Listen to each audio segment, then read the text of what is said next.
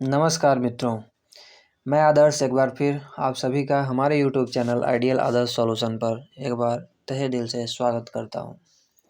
जैसा कि आप जानते हैं, हमारे चैनल पर रेगुलर ज़मीन से संबंधित वीडियो अपलोड किए जाते हैं।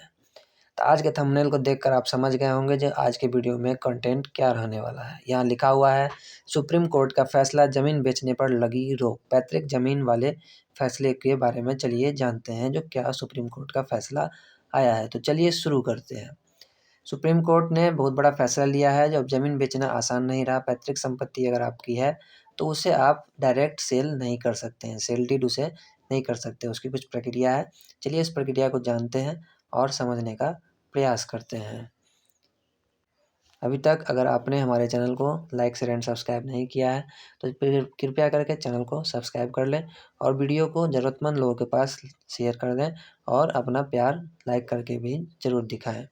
तो देखिए मित्रों, यहाँ पर लिखा हुआ है, पैतृक ज़मीन को बेचने के लिए सुप्रीम कोर्ट का बड़ा फैसला आया है।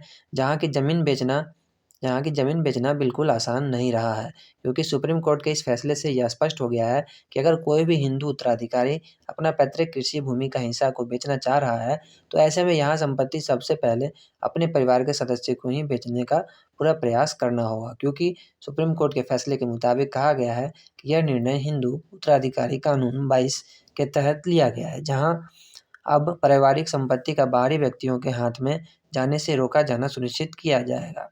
आइए सुप्रीम कोर्ट के इस फैसले के बारे में जानें और समझें। आप लोग देखते होंगे अपना ज़मीन रहता है और किसी को भी आदमी लिख देता है, लेकिन अब ऐसा नहीं है। आपको अपने ही किसी आदमी को, अपने घर के आदमी को लिखना होगा और वो नहीं ज़मीन लेंगे तब जाके आप दूसरे आदमी को ज़मीन लिख सकते हैं। अब देखिए पैतृक संपत्ति को लेकर खबरें क्या है, चलिए पढ़ते हैं।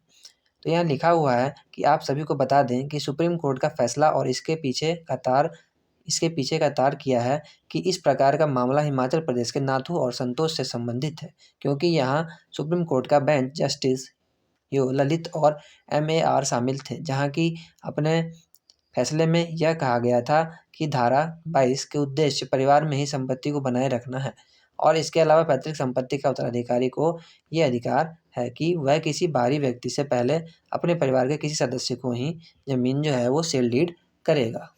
दोस्तों, ये सुप्रीम कोर्ट का बहुत अहम फैसला है। इसके अलावा लिए धारा 22 का महत्व प्रधान को जानते हैं। चलिए देखते हैं जो आगे क्या लिखा है। देखिए मित्रों, यहाँ धारा 22 का क्या महत्व है, इसका प्रावधान क्या है, चलिए इसके बारे में पढ़ते हैं। आप सभी को धारा 22 का महत्व और प्रावधान बता दें कि ये कुछ इस प्रकार है कि हिंदू उत्तराधिकारी कानून का धारा 22 में इस प्रकार का प्रावधान किया गया है, जहाँ कि यदि किसी व्यक्ति का मृत्यु बिना वसीयत के होता है तो फिर ऐसे में उसकी संपत्ति स्वाभाविक रूप से उसके उत्तराधिकारी के बीच बांटा जाता है, क्योंकि यदि कोई उत्तराधिकारी अपना हिस्सा बेचना चाहता है तो फिर ऐसे में कानून के मुताबिक अपने परिवार का बाकी उत्तराधिकारियों को प्राथमिकता देना होता है। तो ये है आर्टिकल 22 का उद्देश्य यानी प्रोस्पेक्टिव। चलिए इसके बाद अब पढ़ते हैं जो आगे क्या लिखा है। तो देखिए मित्रों, यहाँ लिखा है, साथ ही धारा 4(2) और कष्टकारी अधिकारी का संबंध कुछ इस प्रकार है कि कोर्ट के द्वारा फैसले के मुताबिक स्पष्ट किया गया है कि कर 2 का खात्मा इस नियम में प्रभावित नहीं करेगा, क्योंकि धारा का संबंध कष्टकारी अधिकारियों से है।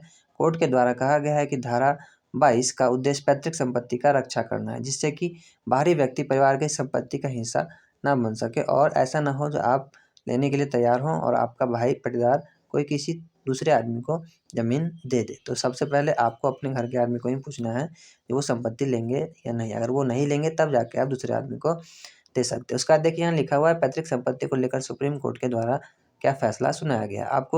आप सभी को बता दें कि पैतृक संपत्ति को लेकर सुप्रीम कोर्ट के द्वारा ये फैसला सुनाया गया है कि पैतृक संपत्ति का वसीयत के जरिए तब तक हस्तांतरित नहीं किया जा सकता जब तक कि इसका औपचारिक रूप से बंटवारा न हो जाए, क्योंकि बंटवारे के बाद व्यक्ति का हिस्सा सुबह अर्जित संपत्ति बन जाता है, जिससे कि वह फिर से वसीयत के जरिए वसीयत किया जा सकता है।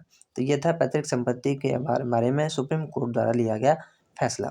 उसके बाद चलिए आगे देखते हैं जो सुप्रीम कोर्ट ने इस पैतृक संपत्ति धारा 22 के बारे में और क्या सब कहा है। इसके अलावा बेटियां का ऐसा संपत्तियों पर समान अधिकार होगा, क्योंकि बेटों के सम्मान ही संपत्ति के उत्तराधिकारी होंगे। इसके अलावा बिना वसीयत लिखे मृत्यु वाले हिंदू पुरुष का स्वार्जित संपत्ति उत्तराधिकारी के माध्यम से नहीं बल्कि विरासत के माध्यम से स्थानांतरित होगा। इसके अलावा पिता हिंदू या हिंदू अभी विभाजित परिवार का किसी अन्य प्रबंध सदस्य पैतृक संपत्ति को लेकर पवित्र उपदेश के लिए उपहार देने का भी अधिकार है। इसके अलावा सोनिया अमन विवाह से हुए बच्चों को वैध परिजन माना जाता है। तो ये था वो जो केस सुप्रीम कोर्ट में चल रहा था, उसके बारे में क्या सुप्रीम कोर्ट का निर्णय था यहाँ पर बताया गया। बेटी भी अगर होंगी तो उनको समान अधिकार दिया जाएगा, ऐसा हमारे सुप्रीम कोर्ट का कहना है। क्योंकि हिंदू उत्तराधिकारी अधिनियम 1956 पैतृक संपत्ति को विनियमित करता है। हिंदू उत्तराधिकारी संशोधन अधिनियम 2005 के बाद मृत व्यक्ति का हिस्सा वसीयत के जरिए या बिना वसीयत के उत्तराधिकारियों को मिल जाता है। इसके अलावा पिता को यह अधिकार है कि वह अपनी अर्जित संपत्ति किसी को भी दे सकता है, चाहे वो बेटा हो या बेटी हो, दोनों समान अधिकार के लिए जाने जाएंगे। पिता की संपत्ति का पैतृक संपत्ति नहीं माना जाता क्योंकि वह उसे अपने बेटे को उपहार में देता है। तो ये था सुप्रीम कोर्ट के द्वारा लिया गया निर्णय, जो मैंने पूरा विस्तार पूर्वक नियमित नियम सहित अधिनियम सहित मैंने आपको बता दिया। चलिए अब आगे देखते हैं जो इसके बारे में क्या लिखा गया है।